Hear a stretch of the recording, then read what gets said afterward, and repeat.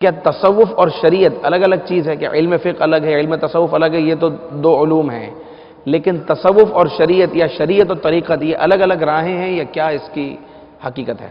دیکھیں، ایک جملہ مشہور ہے اور اسی کے اعتبار سے میں وضاحت عرض کرتا ہوں۔ بہت سارے لوگ بولتے ہیں جی شریعت اور ہے، طریقت اور ہے۔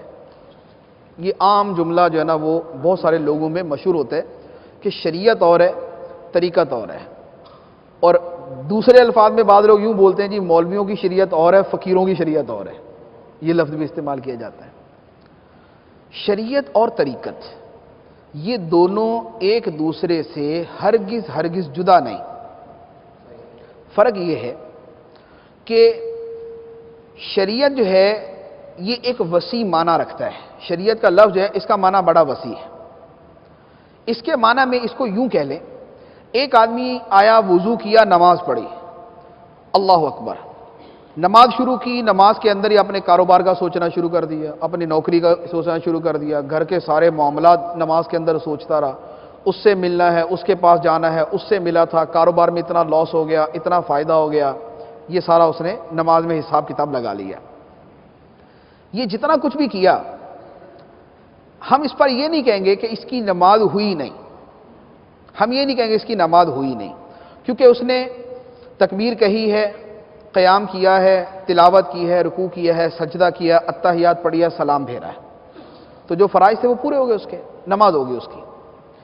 لیکن کیا اللہ تعالیٰ نے ہمیں ایسی نماز کا حکم دیا ہے کہ نماز شروع کرو اور دنیا جان کے سارے حساب کتاب نماز کے اندر کر لینا؟ ایسی نماز کا حکم نہیں دیا۔ اللہ تعالیٰ نے ہمیں اس نماز کا حکم دیا ہے جس نماز میں ریاکاری نہ ہو، جس نماز کے اندر دنیا کی طرف توجہ نہ ہو، اور نماز ایسی ہو کہ خالصتاً اللہ کی طرف اور اللہ کی بارگاہ کی طرف متوجہ ہو کر پڑھی جائے۔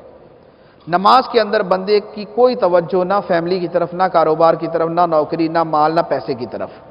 نماز شروع کرے اور یہ سمجھ کر کہ خدا کی بارگاہ میں حاضر ہو چکا، تلاوت کرے یہ سمجھ کے کہ اللہ سے ہم کلام ہو رہا، رکوع کرے اس حال میں کہ اللہ کی تعظیم کی نیت سے جھک رہا، سجدہ کرے اس نیت کے ساتھ کہ اللہ کی بارگاہ میں عاجزی کی انتہا کر دی، کہ اپنے بدن کا سب سے بہترین حصہ پیشانی کو زمین پہ رکھ دیا، مٹی پہ رکھ دیا۔ یہ ہے سجدہ۔ اللہ تعالیٰ نے ایسی نماز کا حکم دیا۔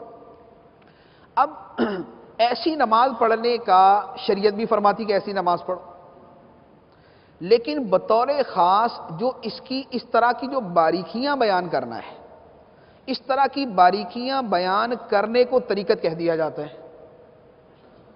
طریقت کبھی ایسی شے نہیں ہو سکتی کہ جو شریعت سے جدا ہو۔ مثال کے طور پہ ایک آدمی نے بڑی توجہ سے نماز پڑھی، قرات کی تو وہی کہ اللہ سے ہم کلام ہو رہا ہوں، رکوع کیا تو وہی کہ جناب جھک رہا ہوں، سجدہ کیا وہی کہ عاجزی کی انتہا کر، ساری کیفیت ہے، لیکن اس نے وضو نہیں کیا تھا۔ اب اس نے طریقت کے حوالے سے تو وہ کر لیا سارا کچھ، لیکن اس نے وضو نہیں کیا۔ اب بتائیے یہ نماز ہوگی یا نہیں ہوگی؟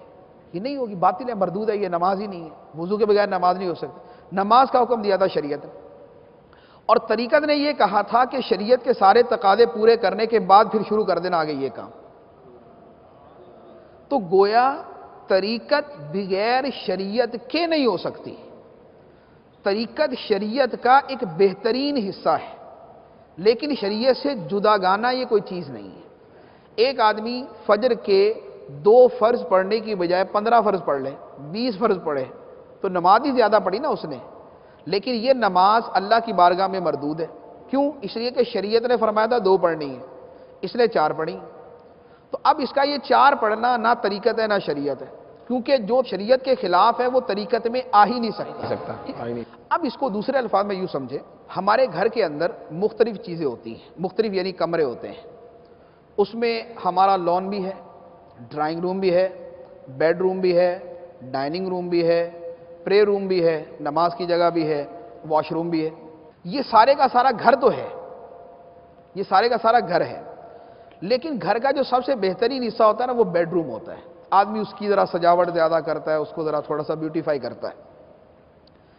بیڈ روم جو ہے یہ گھر کا حصہ ہے، پورا گھر نہیں ہے، ٹھیک ہے؟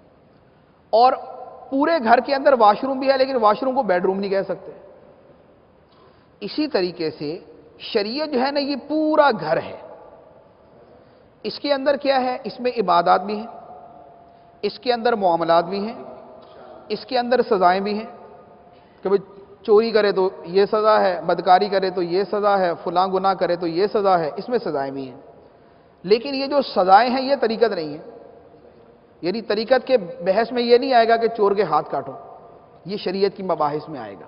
تو گویا شریعت جو ہے یہ مثل ایک پورے گھر کے ہے، اس گھر کے مختلف پورشن ہیں، اس کے ایک پورشن کا نام کچھ ہے، دوسرے پورشن کا نام کچھ ہے، تیسرے پورشن کا نام کچھ ہے، لیکن جو اس کا پورشن سب سے خوبصورت ہے، شریعت کے گھر کا جو سب سے بیوٹیفل، سب سے خوبصورت پورشن ہے، اس کا نام تصوف اور طریقت ہے۔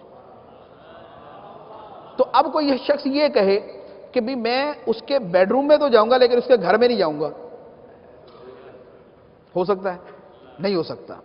یہ ہو سکتا ہے کہ کوئی آدمی کسی کے گھر میں جائے اور بیڈ روم میں نہ جائے، لیکن جو یہ کہے کہ میں اس کے بیڈ روم میں تو گیا تھا لیکن میں گھر میں نہیں گیا تھا، تو اس کو یہ کہا جائے گا کہ بھائی تمہیں یہی پتہ نہیں ہے کہ بیڈ روم کہتے کس کو ہیں، تم شاید اس کی گلی کو بیڈ روم سمجھ رہے ہو۔